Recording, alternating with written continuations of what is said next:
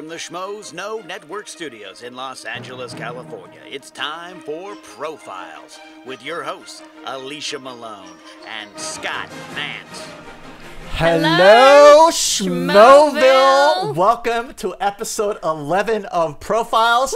Woo! And boy, have we got an offer you can't refuse. Our spotlight today is Francis Ford Coppola. What a life, what a career, what great movies. What a great winemaker. Yes. Among other things, right? Among other things. He, of course, is one of the most influential filmmakers in the world. He shaped American cinema, part of the new Hollywood wave that happened in the late 60s, early 70s towards the almost to the 80s. And he always bended the rules, pushed the boundaries creatively and with use of technology. So interesting. His stories and his movies, I find, are often about families. Of course, there's the obvious family, the Godfather family. But then there's also the family that you're not born into. One that happens by circumstance, like in war, like Apocalypse Now, right. Or a family that's bred from social classes, like The Outsiders. Absolutely. So much to talk about with Francis Ford Coppola. What a great observation that is, Alicia Malone. Well, thank you. I love it. But yes, he was born into this new Hollywood revolution that included Martin Scorsese, Steven Spielberg, his protege, young guy named George Lucas, but also Hal Ashby and Robert Altman. And looking at his work in the 70s, 4 back-to-back brilliant masterpieces. So it's no surprise that Francis Ford Coppola is the only filmmaker to ever win the top prize, the Palme d'Or, the Cannes Film Festival, twice in the same decade. Wow. The rules of Francis Ford Coppola, he says, write and direct from original screenplays. Use the most modern technology available, and something he's done time and time again, self-finance them. Yeah, well, he created the independent studio American Zoetrope with George Lucas, one of the members. He also promoted a lot of other great filmmakers like Kurosawa, Wim Wenders, Paul Schrader, and then he started the careers, or helped the careers, of people like Al Pacino, Robert De Niro, Harrison Ford, Marlon Brando. When you watch the conversation, and there's that Gene scene in the Hackman. conversation, you've got Gene Hackman, Harrison Ford, and Robert Duvall in the same scene. Yeah, Robert and you're Duvall. like, what? Oh my God. Insane. Well, what a life. What a wonderful life. life. And we'll take a look at that in our video called It's a Wonderful Life. Take it away. Francis Ford Coppola was born on April 7, 1939 in Detroit, Michigan. His mother, Italia, was an actress, and his father, Carmine, was a musician who would go on to compose the iconic scores for many of Coppola's very best movies. After graduating from Hofstra University with a drama degree, which was followed by graduate work at UCLA's film school, Coppola honed his skills as an assistant to B-movie king Roger Corman, with whom he made his feature directorial debut in 1963 with Dementia 13.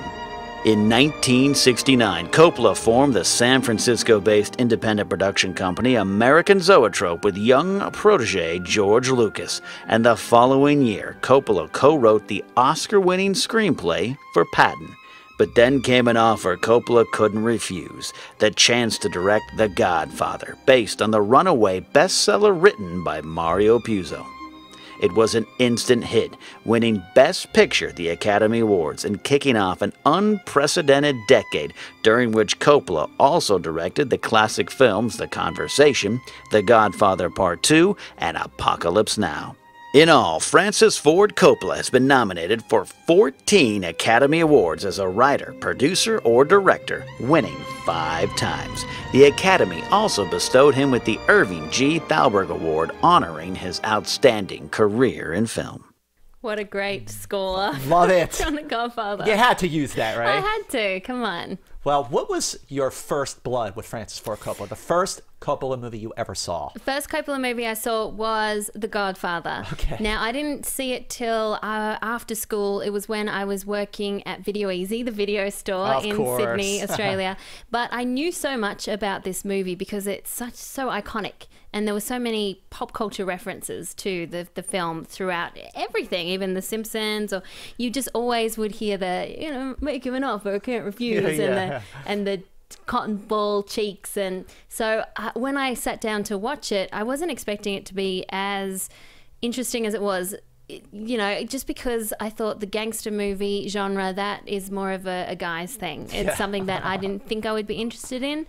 But man, I was wrong, and I'm so glad that I was wrong, because that story is so fascinating and those characters are so brilliantly written. It sucked me in, and then I've been a Coppola fan ever since. And then I went on to watch Apocalypse Now and The Conversation and everything we'll be talking about today. But isn't it funny how when you watch how it's spoofed and imitated over the years, and then you go back and watch the original film, you go, oh, now I get it. Now I totally get it. And there's a good reason why it's spoofed so much, is because it's just so brilliant. Oh, it's such a brilliant movie. What was your first blood? My first blood was Apocalypse Now, which I saw in 1980 on television. How old were you? I was 12. Oh my gosh. And again, my parents... They have good taste in filmmakers. They have good taste in filmmakers, but bad timing when it comes to showing an 11 or 12-year-old some of these movies. I mean, they showed me The Shining in 1980. Wow. But I remember watching it at home. It was a Sunday night, and during the commercial breaks, they would come back from the commercial breaks and say, parental discretion is advised. Yeah. And the image that stuck out in my head for many years until I was able to go back and watch it the way it should be seen, complete and on the big screen, was that image of Sam Bottoms. Lance!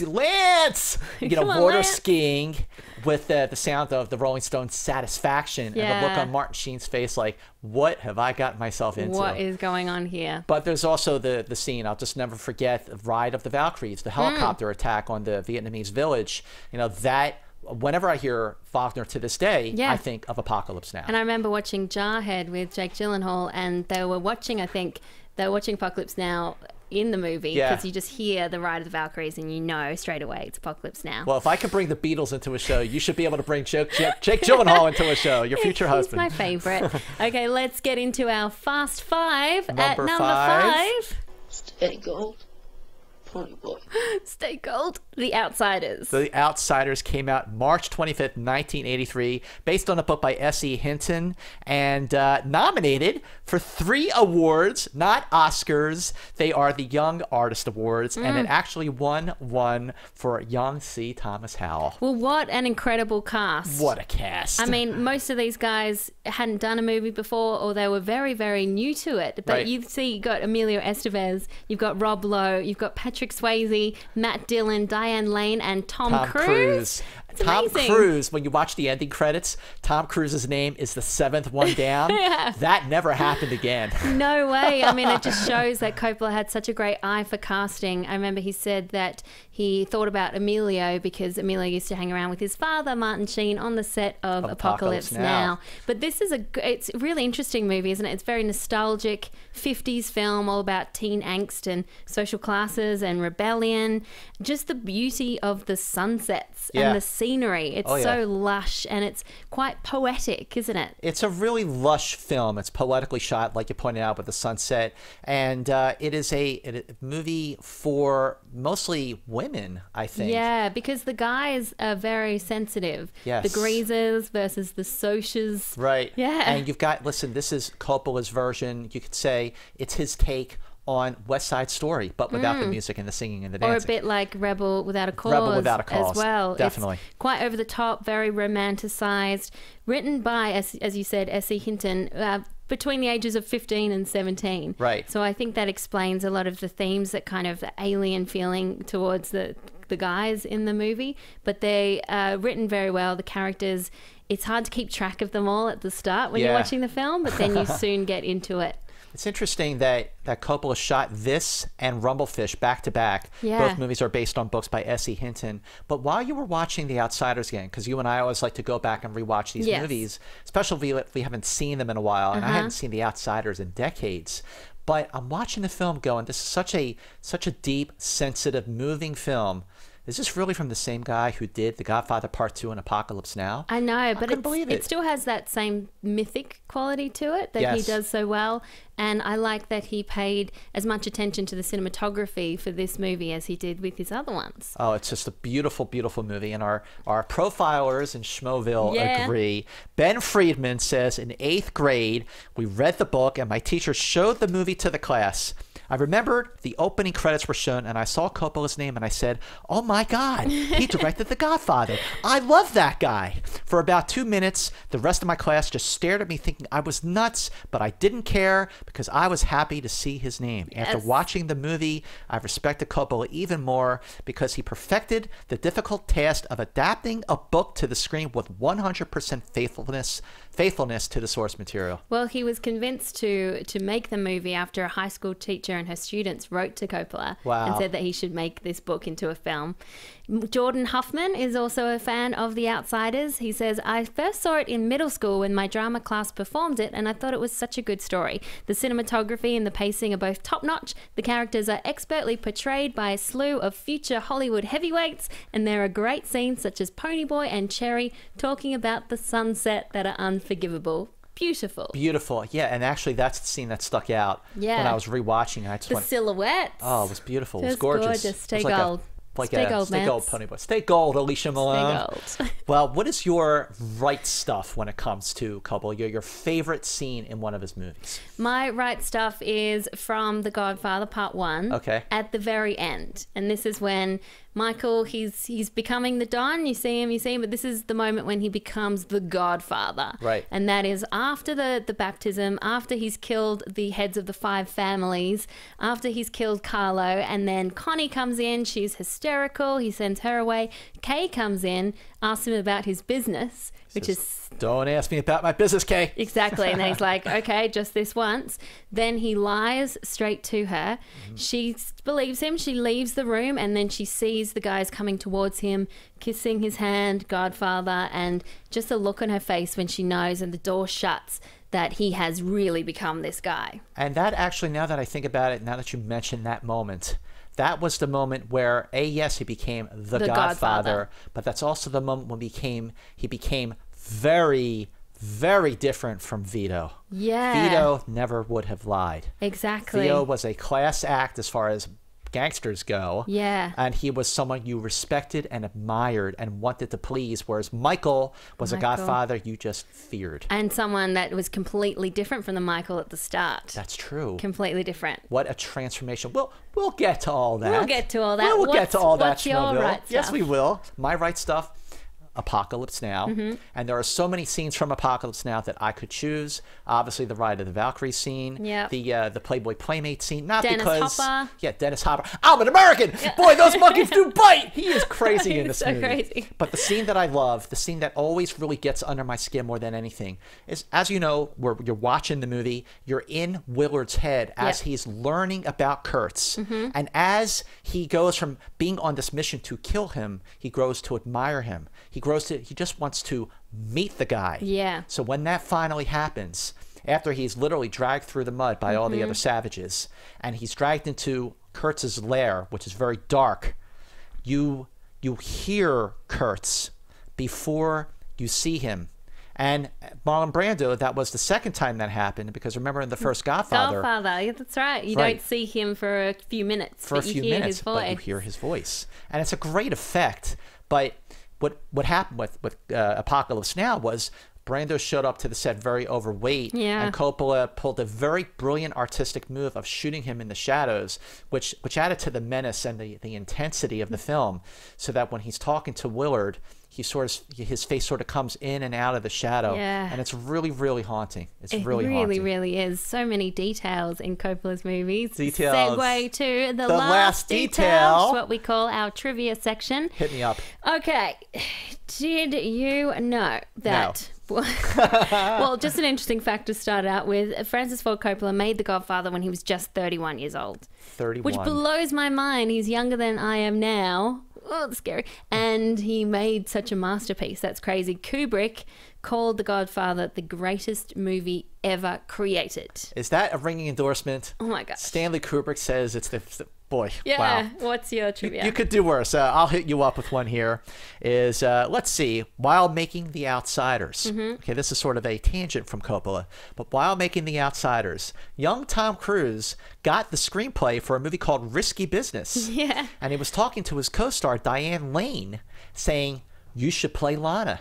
Oh. And Diane Lane said, yeah, I don't think my dad would let me play a hooker. That is so funny. Well, did you know that Sofia Coppola appeared in all 3 of the Godfather films? In part 1, she was Connie's child being baptized. Oh. In part 2, she was the immigrant child. And part 3, of course, you know she starred in the film. Oh, yes, definitely.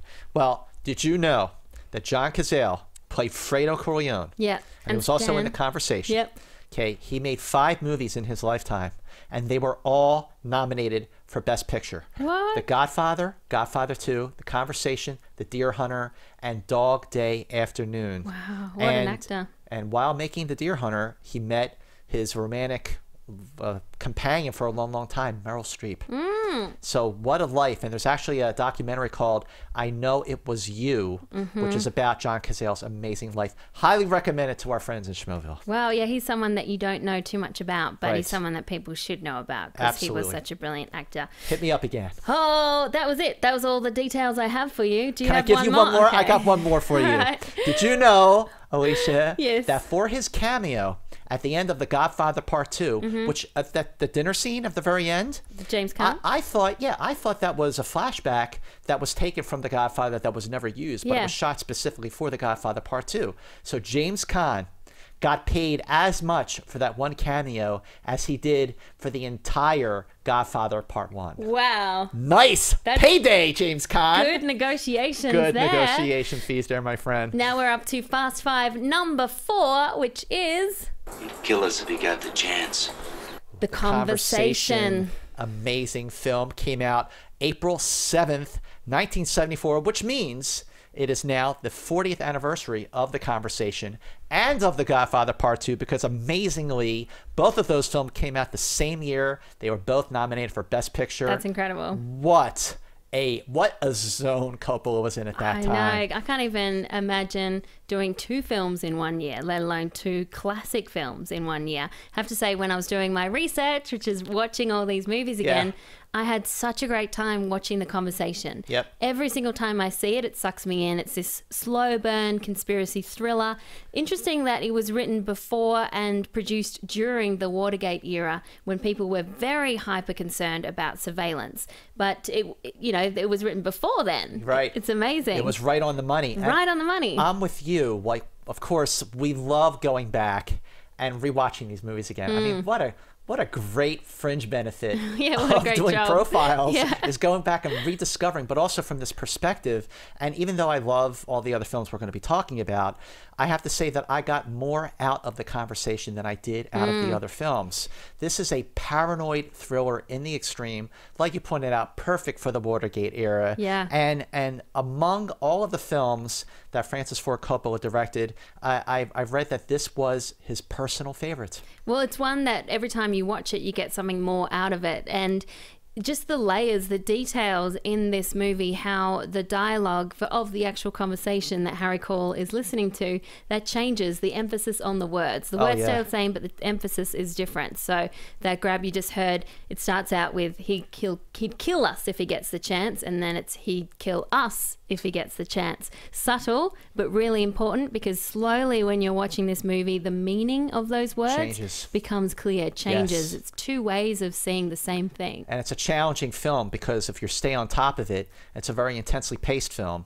But this cost $1.6 million to make. Of course, it's back in the early 70s. It made 3 times that. Doesn't sound like a lot, but it was. It was nominated for 3 Academy Awards, including Best Picture, Best Sound, and Best Original Screenplay, which Francis Ford Coppola wrote. And it was one of the 2 films of the 70s that Coppola directed that won the top prize, the Palme d'Or, at the Cannes Film Festival. And now that I think about it, Alicia, I am not one who thinks that these great classic movies we talked about during profiles should ever be remade. No. But this is one where I thought, because this is a movie about privacy, that because of today with the internet and surveillance, the different technologies, and the Patriot Act, all of these things, I feel like of any film, classic film from the 70s that really should be remade, yeah, or maybe just something similar to it, the same themes. I don't want to see this remade. Gene Hackman is so brilliant as Harry Cole.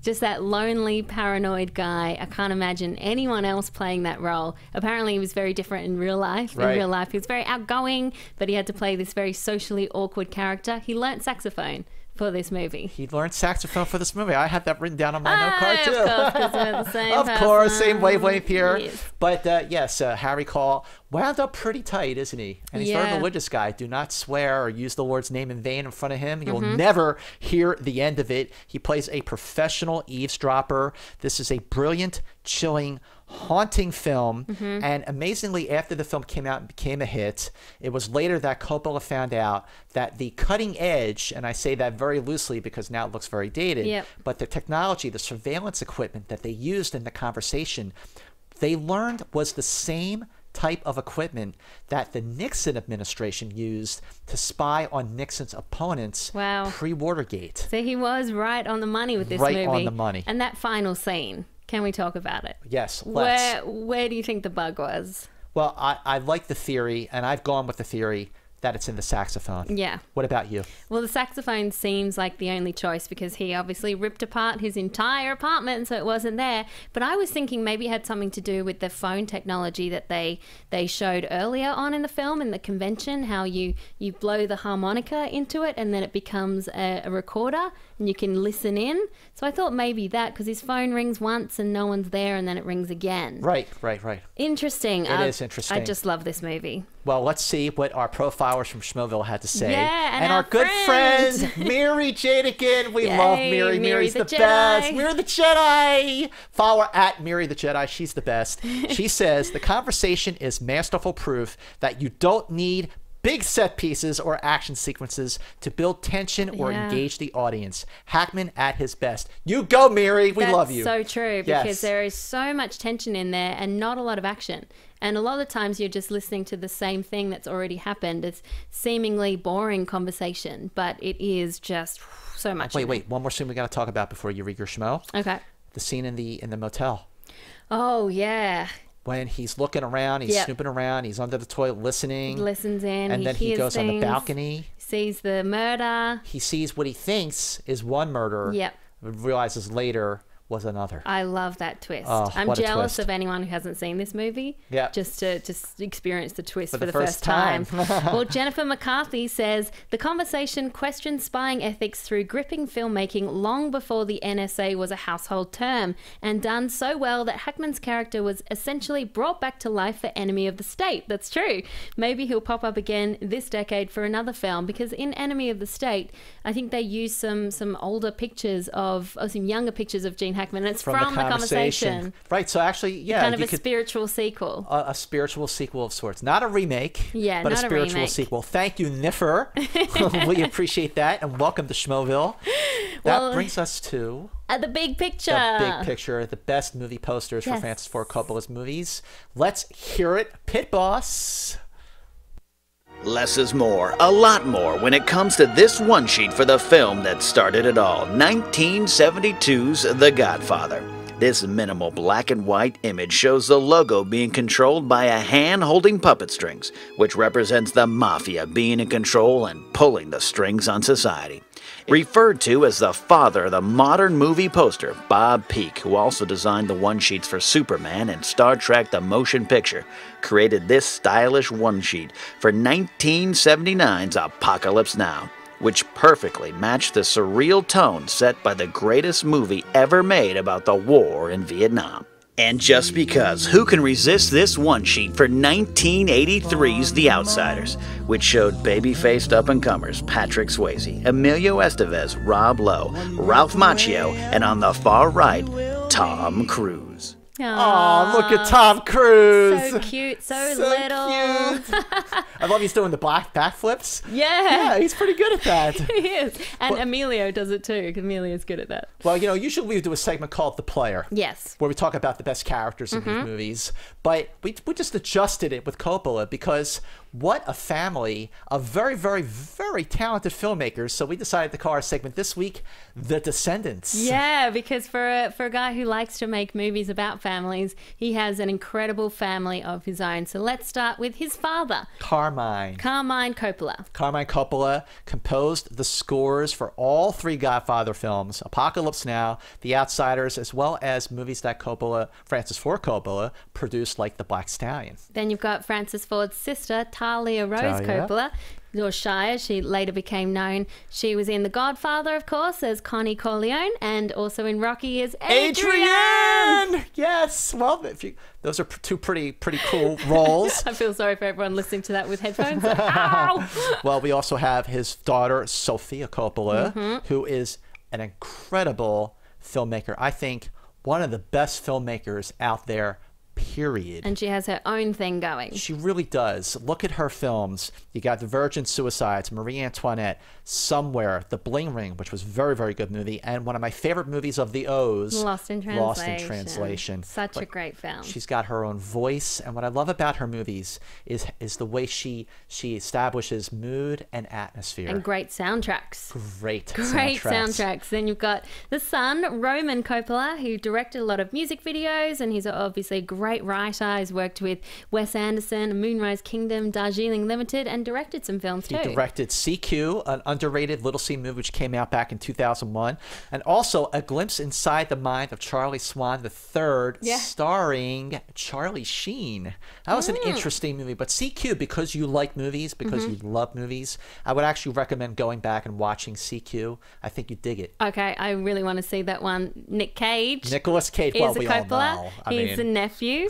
He's obviously an Oscar winner for Leaving Las Vegas. A great actor. I'm sure we'll be doing a profiles on him soon. His father was August Coppola, who's Francis's brother. And then you have his other nephew, Jason Schwartzman. Amazing. What a family. Good gosh. Amongst them all, they've got 8 Oscars and 24 Oscar nominations. That could just be like a party room. Yeah. Like, look at all our Oscars. It's amazing. Amazing. But yeah, Jason Schwartzman, major mainstay for Wes Anderson's movies like Rushmore, The Darjeeling Limited. Yep. Currently, The Grand Budapest Hotel. His also mother is Saving Mr. Talia. Banks. The mother is Talia Shire. And then a new one that just burst onto the scene, Gia Coppola, who's the granddaughter of Francis Ford. She is a filmmaker in her own right. She's did a lot of great short films in the fashion world. She has fantastic style and just did her first feature film, Palo Alto, which was based on a book of short stories from James Franco. So when we do profiles again in 25 years on Francis Ford Coppola, the whole show will just be called The Descendants. What a family. Talent runs in that family. And talent runs in you, Alicia Malone, because I know that you know your Coppola. Yeah. As we are going to find out right now in Quiz Show. Okay, I'm going to hit you up first. Okay, you ready? do it. Yep. Okay. Which Paul Newman film was playing at the movie theater in the beginning of The Outsiders?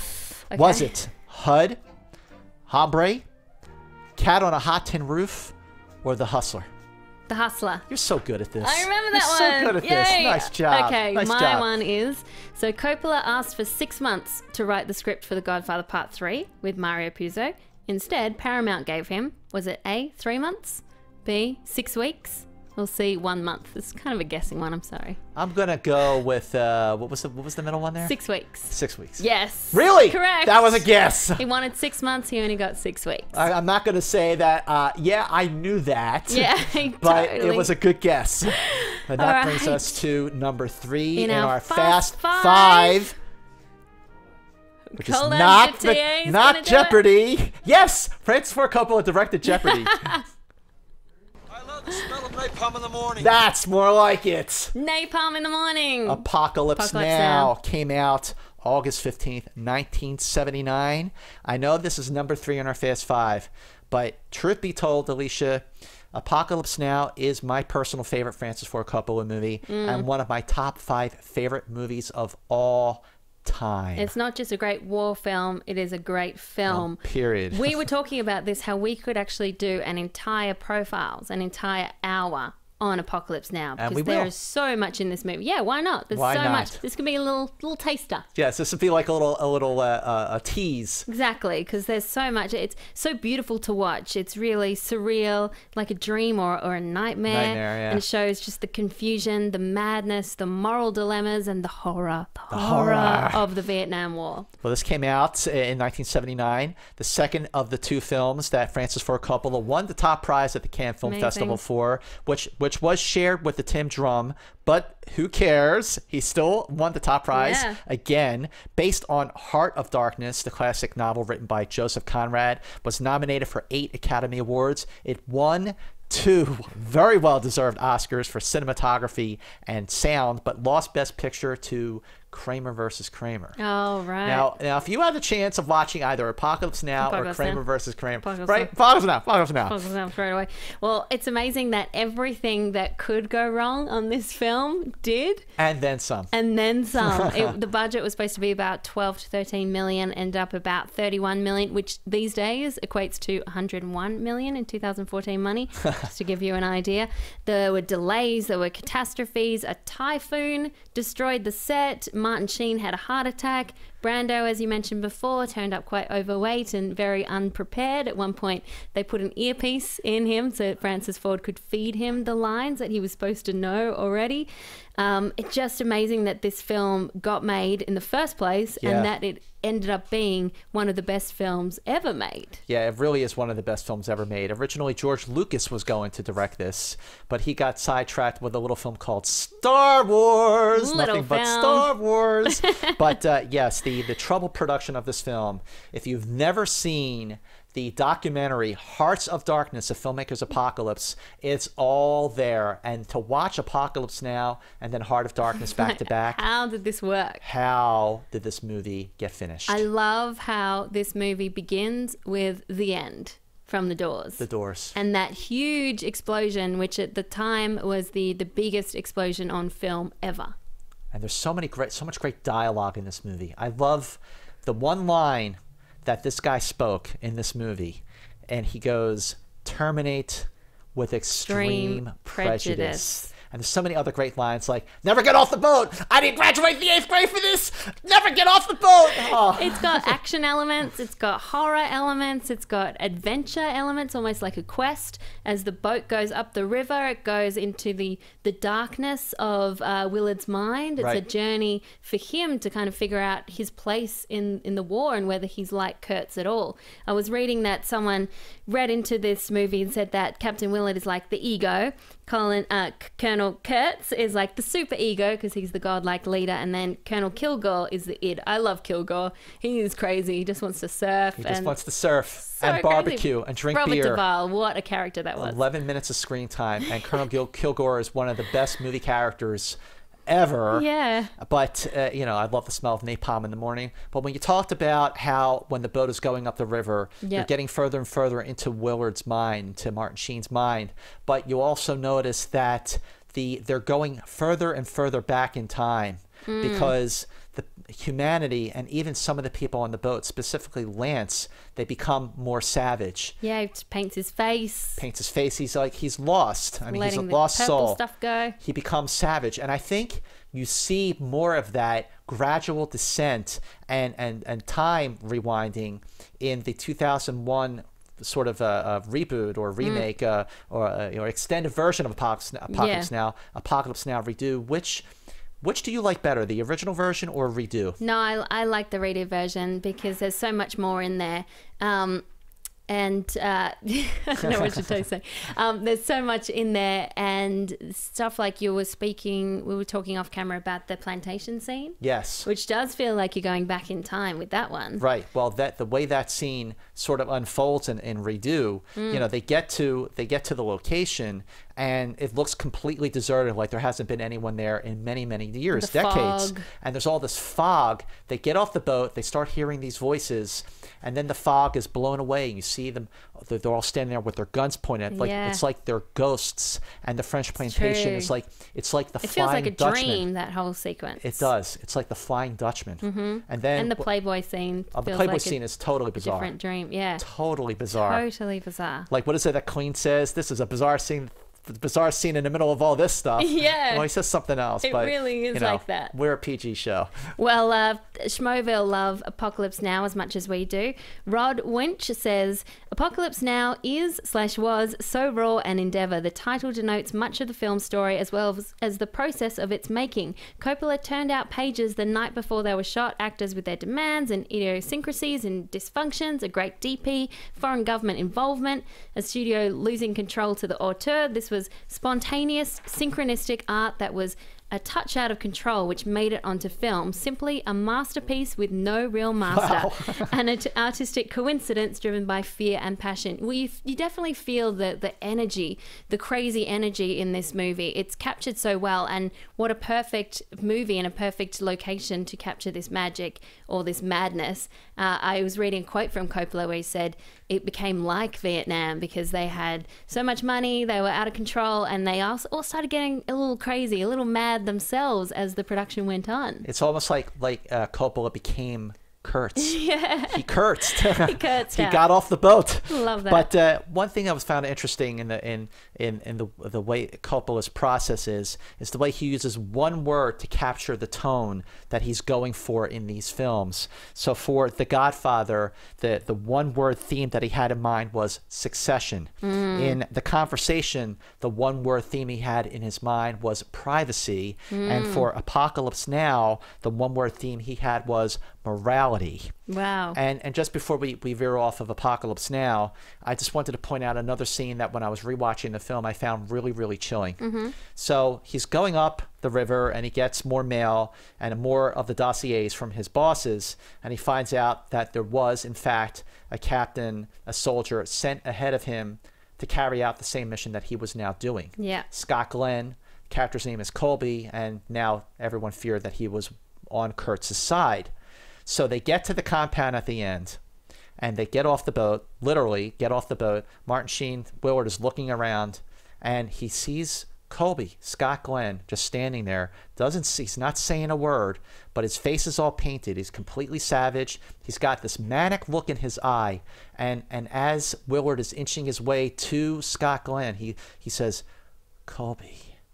And he's looking at him thinking, that could be me. Yeah. It's chilling. It is really chilling. And then the way the film ends, it does end with a little bit of hope because you think Willard is going to go that way. Right, he's going to be Kurtz. And then Kurtz. he doesn't. Well, right, you think that he's going to be the next Kurtz, but he leaves, and he circles back and he grabs Lance's arm. Yeah. And he takes him back on the boat. Lance. But, these movies, when we talk about Coppola, there are obviously films that are definitely the mainstays of the all-time classics, not just for him, but for movies, period. Yes. But there are a lot of other really, really good Francis Ford Coppola films. What are some of the other ones that you liked? Well, just quickly, I really liked Jack. I liked Jack with Robin Williams. I did.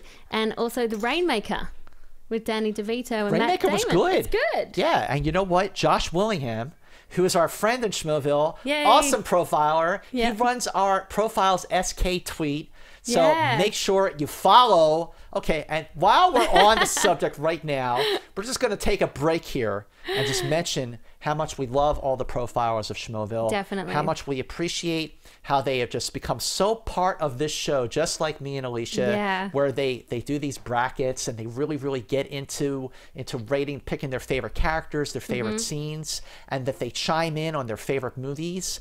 And we really, really cannot stress how important it is for everyone to go to iTunes and subscribe and rate and review us on iTunes. Yeah, because check that you have subscribed, because Yes. sometimes it says that you haven't. So So resubscribe. resubscribe if you have not subscribed. Rate and review me and Alicia, because we need these ratings and reviews to survive, so we can come back and do profiles every week and make profiles a bigger and better show. Yes. But on that note, why don't we get into bracket land? Well, yes. So were you going to read out to Joshua Williams? Well, Josh Willingham, before we do that, I just want to read out to Joshua Williams and say, he says this of Jack: although it's not perfect by any means, it's one of the first movies I ever saw as a kid that made me feel emotion for a character on screen. Robin Williams definitely makes the film seem better than it is by showing off his comedic timing as well as his heart. I was 6 years old when it came out, and it still holds a special place in my heart. Well, Cathal Thomas Coleman likes Rumblefish, and he says that I like Mickey Rourke in it, plus the black and white images with splashes of colour. And David Badgeroff likes The Godfather Part II. He said Part 3. Oh, Part 3, sorry. An extra digit there. I find people write this one off when discussing The Godfather. Part 1 and 2 are great. I think Part 3 isn't far behind. I agree with David. Underrated. I think it's an underrated movie. I do enjoy Godfather Part 3 for what it is. Yeah, it just gets compared. And it just, of course it does. But I also really liked Peggy's Who Got Married. Yeah. I thought that Kathleen Turner was great in that film. Nicolas Cage was fantastic. I just like the chance to go back and change. Would you change anything? Another very, very underrated film is Tucker, the Man in His Dream. Came out in 1988. Searing, superb performance from Jeff Bridges, and also from Martin Landau, who got nominated for Best Supporting Actor. And what do you think about Dracula? I really like it. It's entertaining. Yeah, I like it. Gets a bad rap. I'm down for Dracula. I like a it a decent lot. film. Now, you mentioned the bracket. So if you go to our Facebook page, which is Profiles with Malone and Mantz on the Schmoes Know Network, long title, but worth your time, give it a like, because what happens there is that they have all these great brackets, these great schmodowns between characters. So this time it was a favorite Francis Ford Coppola character. So it went from, there was several rounds, but this is the semi-finals. Michael Corleone versus Vito Corleone, and then Tom Hagen versus Sonny Corleone. It came down to Michael versus Tom Hagen.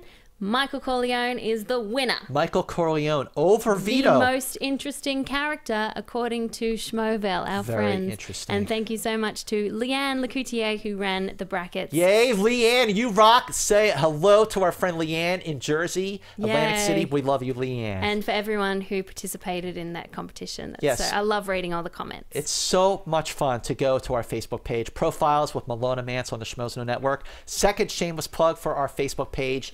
If you are watching the show, if you are listening to it on iTunes, please do go to Facebook, put in Profiles with Malone and Mantz on the Schmoes Know Network. Give it a like. Make sure you keep following us, checking back in, and even more importantly, sharing it with all of your friends on Facebook. Make sure you share our YouTube and subscribe to YouTube.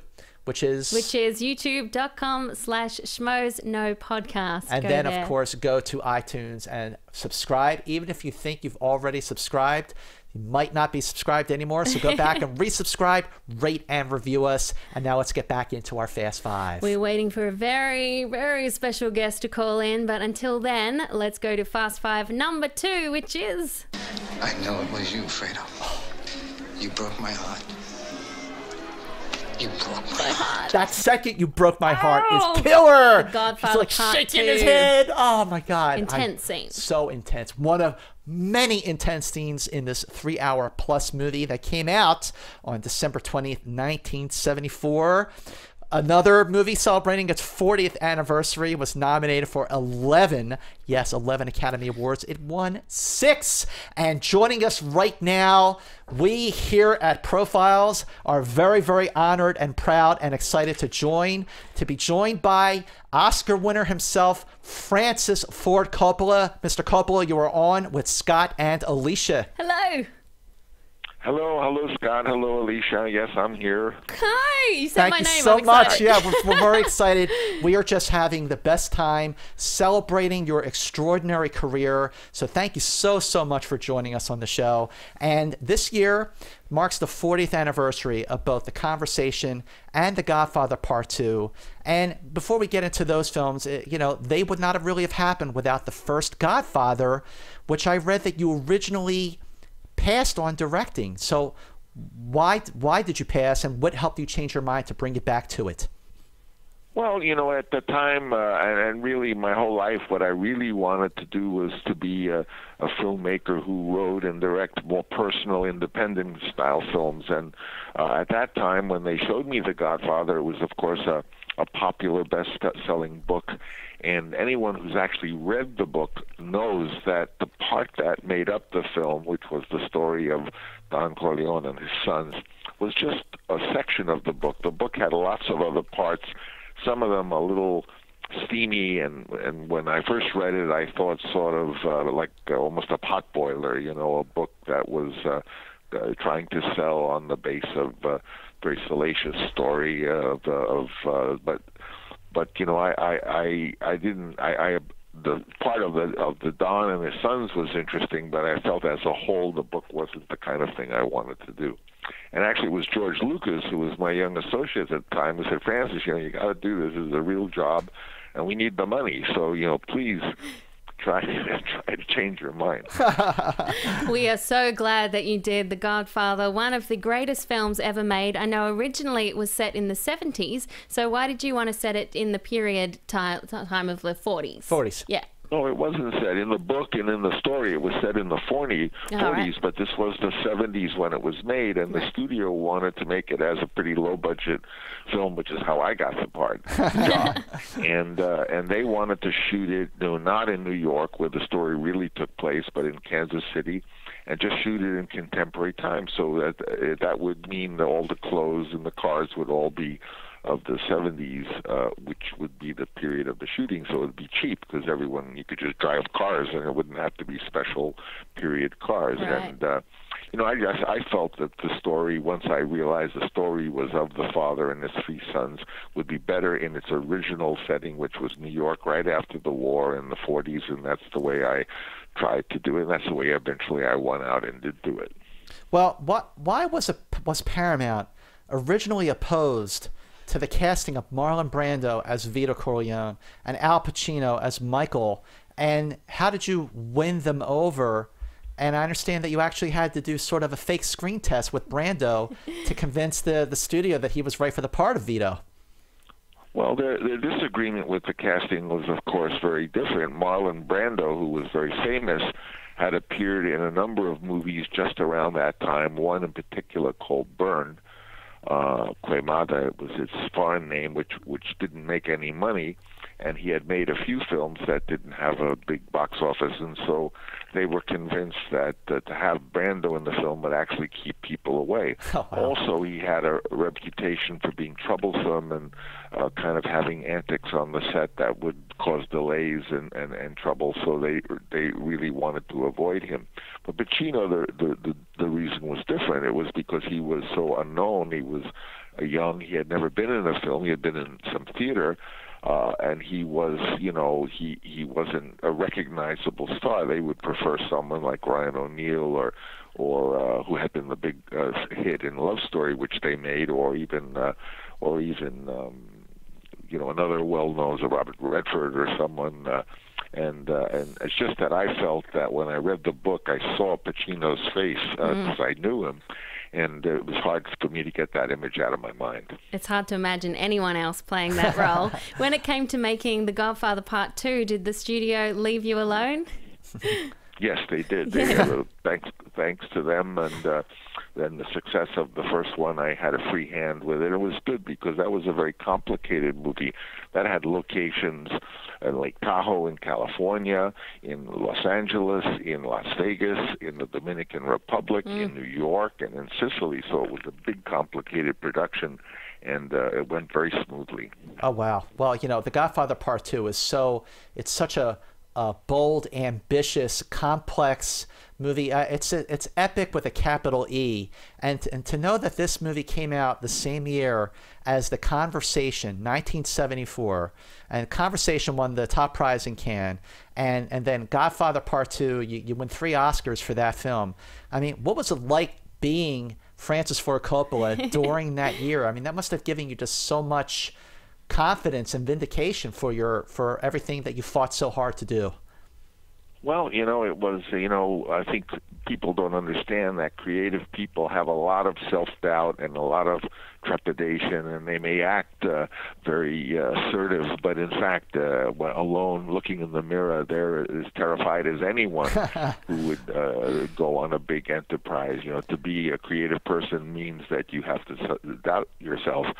And those were big, tough movies, and of course I was able to get the little personal film, The Conversation, in on the ride. So, and then, but you know, I may have felt confident, but then when I went to want to make Apocalypse Now, nobody wanted to make it, and I found myself right back in the same place I had been. That despite having made the first Godfather, The Conversation, and the second Godfather in a row over a few-year period, that nobody wanted to help me and finance. And ultimately, you know, I ended up financing Apocalypse Now myself, which meant not that I had any money, which meant I went on in debt to do it at a time when interest, by the way, was 19%. So it was a pretty scary.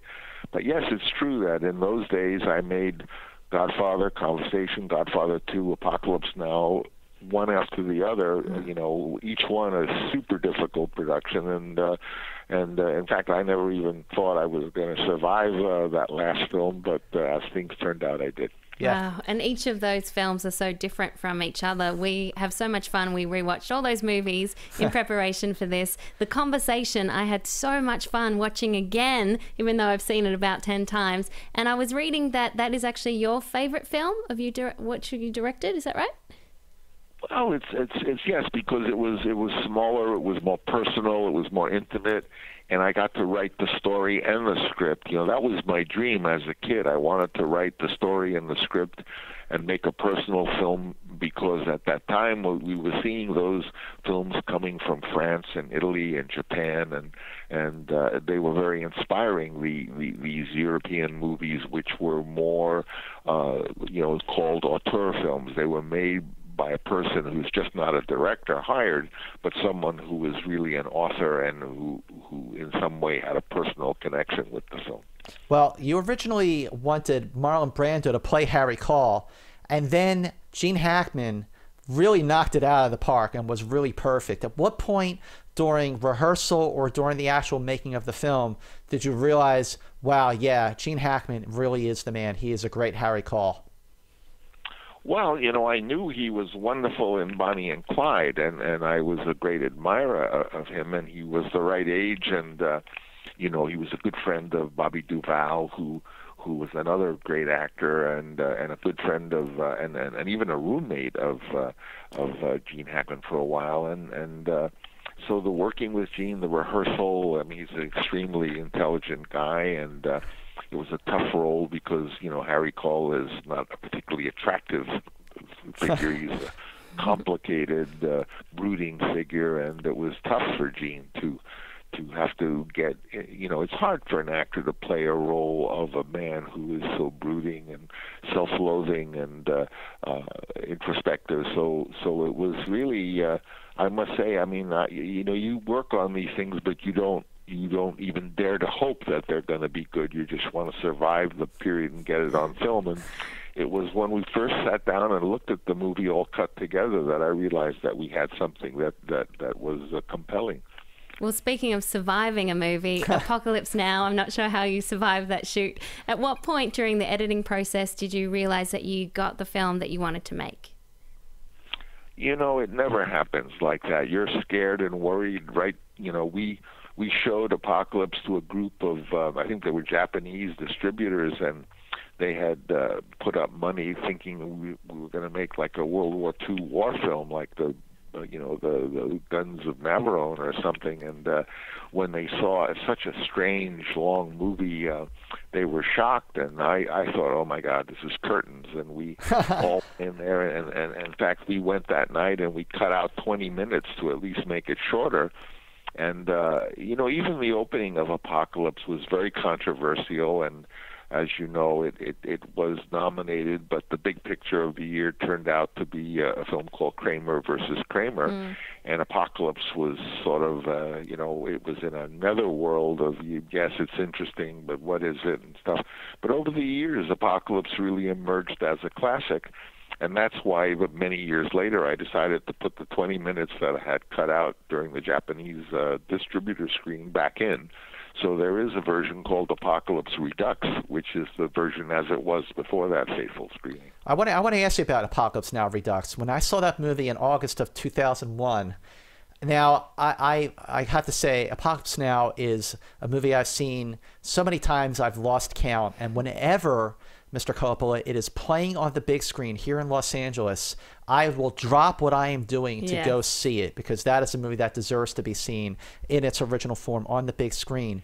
And when I was watching the Redux and seeing the French plantation scene for the first time, I felt like that gave the film, as if, not that it needed it, but it gave it so much more political depth. And I often wondered why that was left out of the 1979 release.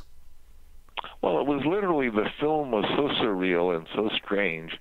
And as I said, as we were preparing to release it, we, of course, were showing it to the distributors, who were the ones who had put up money to get it. And they just felt it was so long and strange and different than anything they had seen before. So we were very worried. And we, you know, when you are worried and a movie is about to come out, you know that that first reaction might doom it or bless it. And we didn't want it to be doomed. And so we pulled out 20 minutes, and we thought, well, maybe taking the French plantation out would sort of simplify what was already a long and complex film. And I didn't want to, but when it did come out, it was you know, kind of damned by many critics, and ultimately the public kept going back, and the film survived and emerged as what it is now, which is considered something of a classic. But it didn't seem that way in the first 6 months. Yeah, definitely a classic, and one you have to revisit over and over again. I love watching that film too. I love watching it too, yes. It's so incredible. Now on to the Godfather saga. How close did you come to making Godfather Part 4, and was there any idea for a story for that? Well, you know, Mario Puzo, who is an absolutely wonderful man, was ill, and he very much wanted to be able to leave his children some inheritance beyond what he had, and so he wanted to write a Godfather Part 4, I guess, a script. And I went to Paramount and I said, look, if you give Mario the money to do this, I will help and work with him even for free. And we have cooked up an idea for a story, and we're happy to do it. But at that time, the studio had changed its management, and they didn't want to. And then, unfortunately, right in the midst of, a year later, he did pass away. So we would have had a script. And I myself, by then, felt at my age now, I ought to get back to doing what I really want to do, which is not big, Hollywood films, but more personal, experimental, interesting, new forms of what movies could be. And so that's what I'm thinking about these days.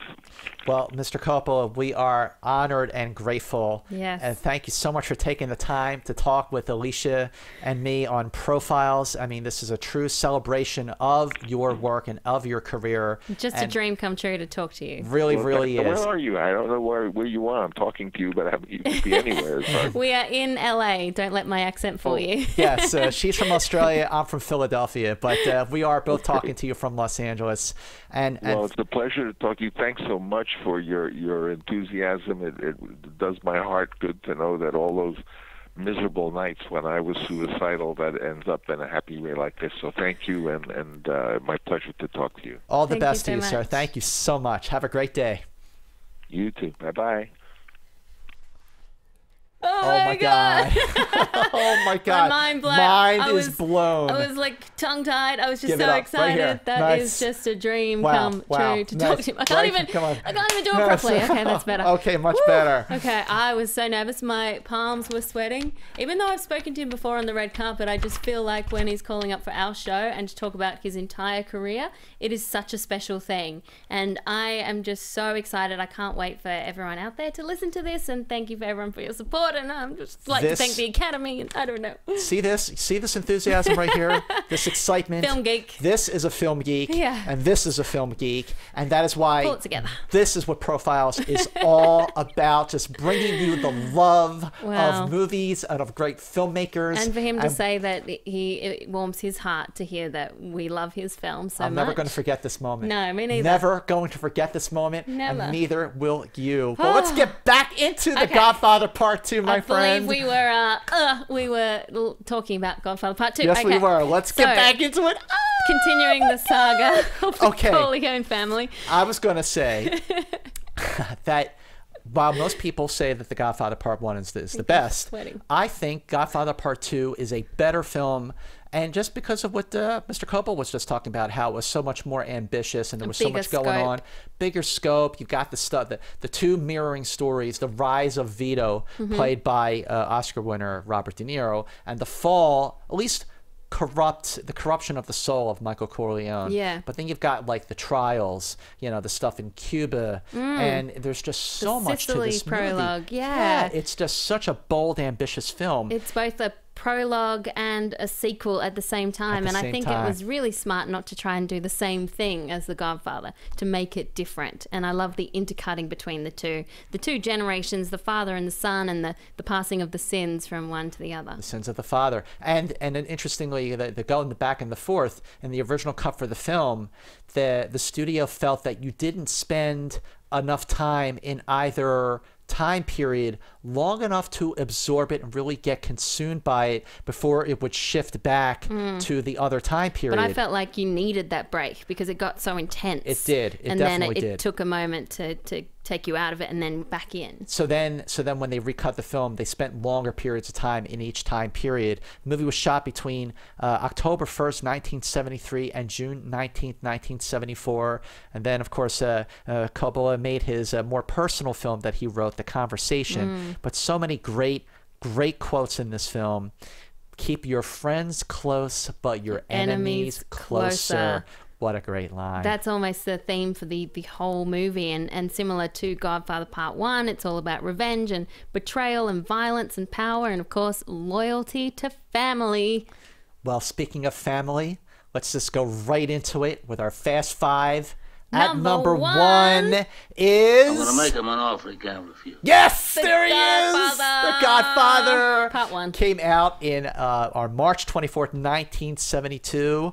Nominated for 11 Academy Awards. It won 3. Best Picture, Best Actor, Marlon Brando, and Adapted Screenplay. And among the nominees that year in the category for Supporting Actor were Robert Duvall, James Caan, and Al Pacino was nominated for Supporting Actor? What? I thought he would be lead. That's a lead performance, my friend. And I think he thought he would be lead too. He wasn't happy with being in the supporting actor category.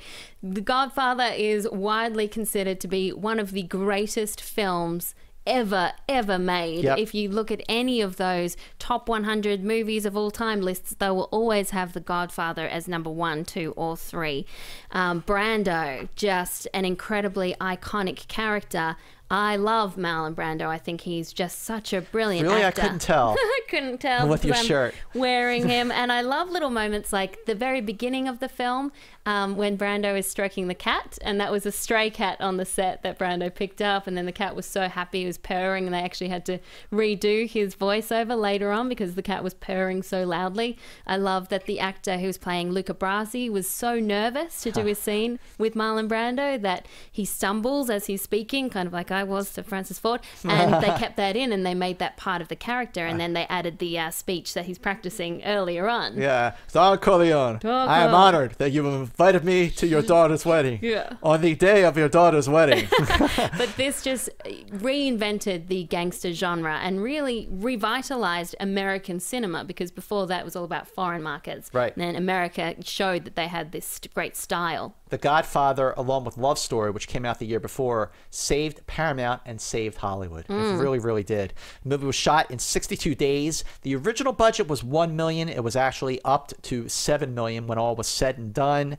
So many great, iconic scenes in this movie. And to this day, watching it again, I've seen a movie like 20 or 30 times, if not more.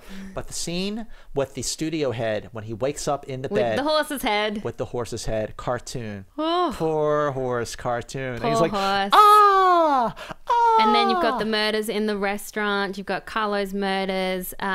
Just superb acting. It's got great character studies, beautiful cinematography. Gordon Willis, who passed away quite recently, the Prince of Shadows. Wow. I love the way he made it so dark and shadowy because that was the world of the Corleones. The Godfather is my favorite Coppola film. I get something new out of it every single time, and I watched it again on the plane, and again it made the time fly by. Well, I gotta say that this, you know, you talked about the scene at the end of the film where that's when Michael Corleone really becomes the Godfather.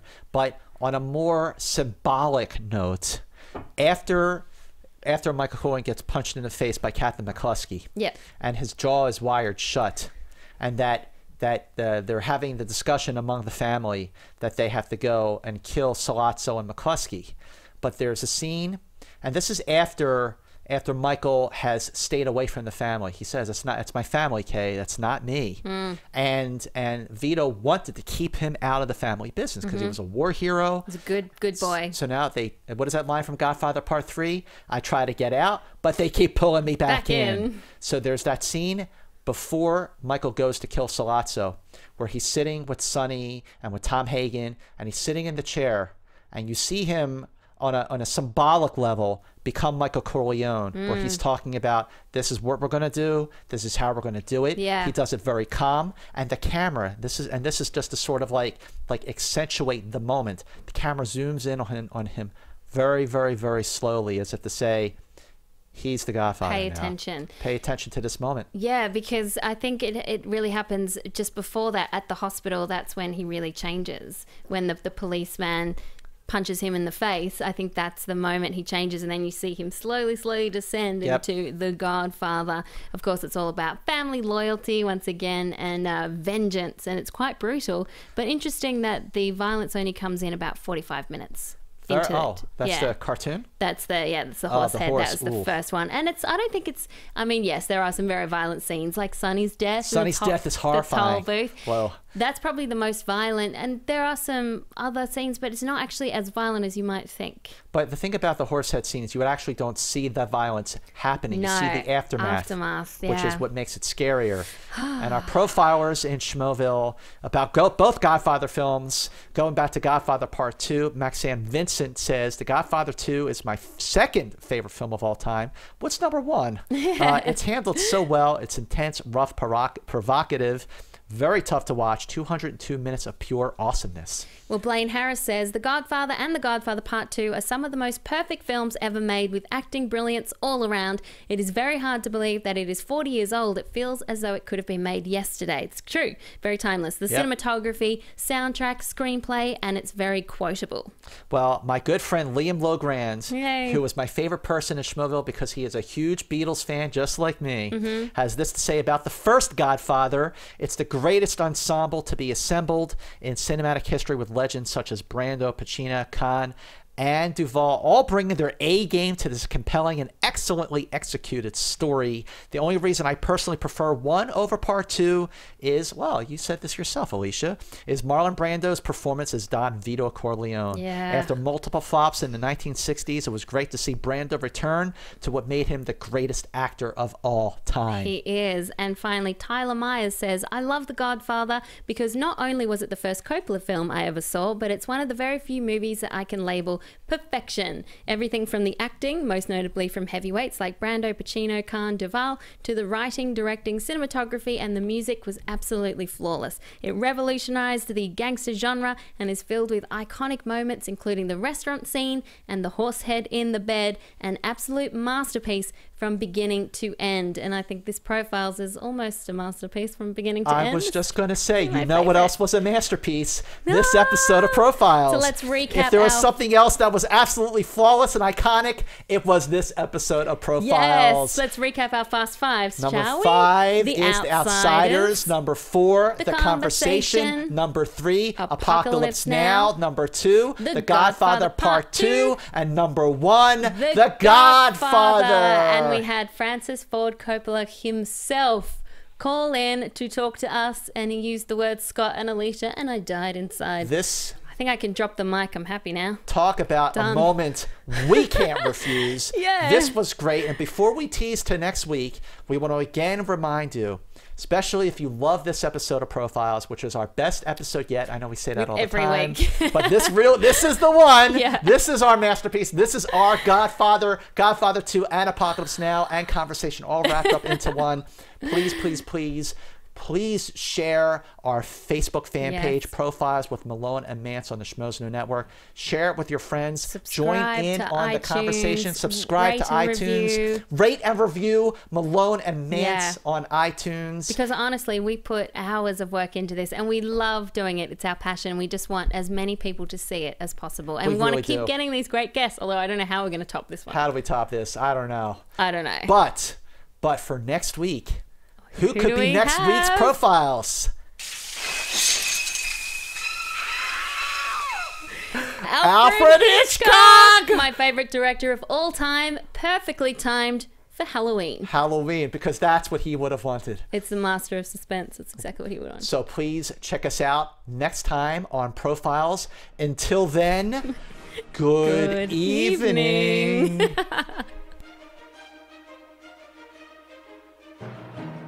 From producers Christian Harloff, Mark Ellis, and the entire Schmoes Know Network crew, we would like to thank you for listening to Profiles with Alicia Malone and Scott Mantz. Special thanks to Kevin Undergaro and Maria Madunos, the author of Every Girl's Guide to Diet and Fitness, in stores now. Be sure to subscribe to Profiles on iTunes and rate and review the show. To get other Schmoes Know Network episodes, movie news, and join the conversation, be sure to visit schmoesknow.com. I'm the Pit Boss, and this has been a presentation of the Schmoes Know Network.